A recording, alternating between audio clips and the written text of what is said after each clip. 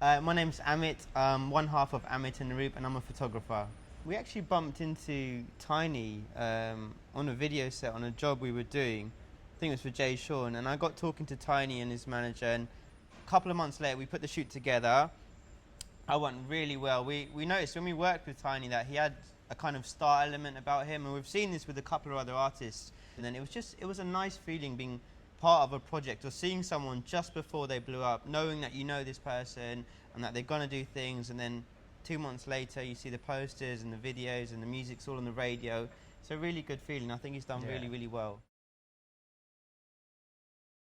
I done GCSEs. I still remember my grades now. I think I got 1 A star, 3 A's, 4 B's and 2 C's, which wasn't amazing, but it was good. I didn't do so well in my A levels. I managed to get into university. That didn't last more than 3 months though. I went to City University. I'd done a media course, so kind of in a similar field I'm in now. But I didn't actually feel the course was that rewarding. I felt that they were teaching me things that I didn't feel were important or was that relevant. And then I got a call from young Naroop here one day who said, would I like to get involved in a project he's doing? And I was quite fortunate as a youngster because my dad had always invested in the latest technology, so we always had the best video cameras and gadgets and everything. So Naroop arranged to come to my house, and initially my dad was going to take the pictures, but I ended up doing them. And that was our first time we worked together as photographers, and that day's got a lot of significance to us because that, I suppose, is a turning point in both of our lives. We were both doing different things, but from that day we kind of realised that we're good at what we do and we enjoyed it, and we loved having the freedom to create something from nothing, and that was the day that we started. My parents are semi-retired now. My dad used to be involved in graphic art and photography.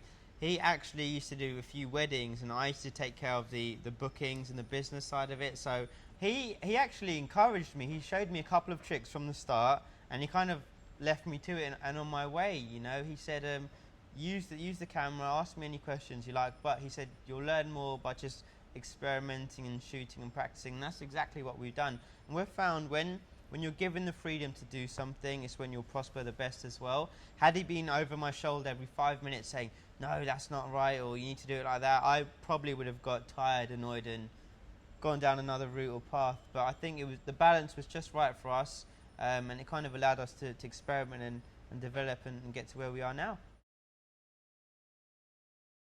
I would not have become a photographer had it not been for technology. I am one of those people that I like instant results. So when I send a message on my BlackBerry, I want a reply instantly. When I take a picture, I want to see it instantly.